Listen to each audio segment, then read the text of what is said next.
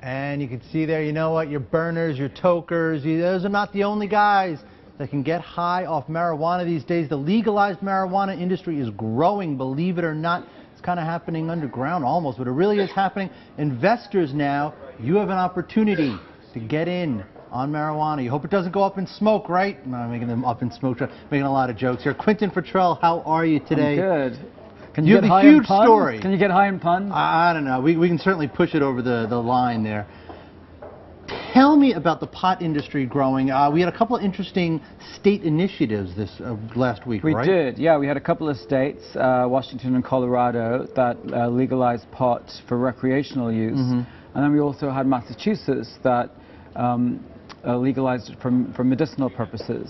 So that means that at the moment there are 18 U.S. states plus the D.C. Right. with a legalized pot for medicinal use. It's still not legal at a federal level. Right. So there's sort of a gray area. Yeah. I think the fact that those two ballot initiatives about the recreational use of marijuana really took a lot of people, not by storm, but it caught people's attention. This is because, you know, it always had to be with the condition that it was for medical uses. Right. Now that it's for recreational uses, it seemed very European to me. European. Yeah. In some ways, it signals a kind of sea change, right? Absolutely, I think it does. I think it suggests that there is some kind of, I mean, you keep hearing and watching the news, some kind of tectonic shift going on in America in terms of social policy and how young people and whatnot. So I think this is probably part of that.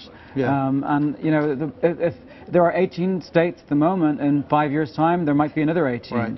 And hey, look, government needs something to tax, right? But let's talk about investing right now. It's interesting, your article on MarketWatch, you point out that there are a number of companies that investors can actually tap into. Right, there are all sorts, and you know, Mark Twain reportedly said that, you know, the smart money in the gold rush was spent on picks and shovels. Right.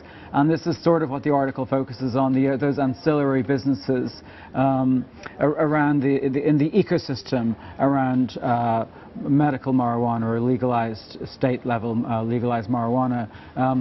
There are companies like that make these dispensing units for drugs where you can go as a patient and put your fingerprint in, and then you can get your drugs dispensed. And they say they could be some of the names there. We pulled a little chart for you. Right. So that's pill, cannabis science. Right. So the one I'm talking about is MedBox. Yeah. They say it could also be used in prisons or in 24-hour drugstores as well. These specialized medical dispensaries. And you have Steep Hill that you just saw there, which they specialize in quality control of different marijuana products. There's also medical marijuana. They have lots of different ways to ingest it. If you don't like to smoke it, some people think it's more socially acceptable to, you could have it like through ice cream. Put it in a brownie. Brownie. Well, really, chocolate truffles, ice cream, soda pop. So, I mean, there are a lot of different ways. Now, it's important to point out too that a lot of all these companies really, they're small companies. They trade on the bulletin boards. They're not NYSE companies, right? How do investors make sure that their investment doesn't go up in smoke? Well, I made it. Well, how do you know that time? Right. How do you know in any of the stock that you invest in particular?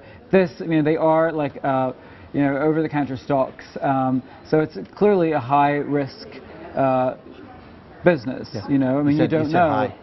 Did I say it? Did I? Oh, damn it. I gotcha. You're right, but I mean, the fact is this is still an industry in its infancy in terms of being a legal industry. So I mean, there are about 3,000 dispensaries out there for medical marijuana in those states that allow it. And all the time, some are being shut down and some are closing down because they fear there's like the federal arm over their shoulder. So, but why I picked these particular businesses is for that reason, because, like I said, that one drug dispensary could be used for other purposes. There are hydroponics companies for indoor cultivation of plants. So that's not just marijuana as well. It could be used for lots of different types of indoor agriculture. So some of these companies have dual purposes.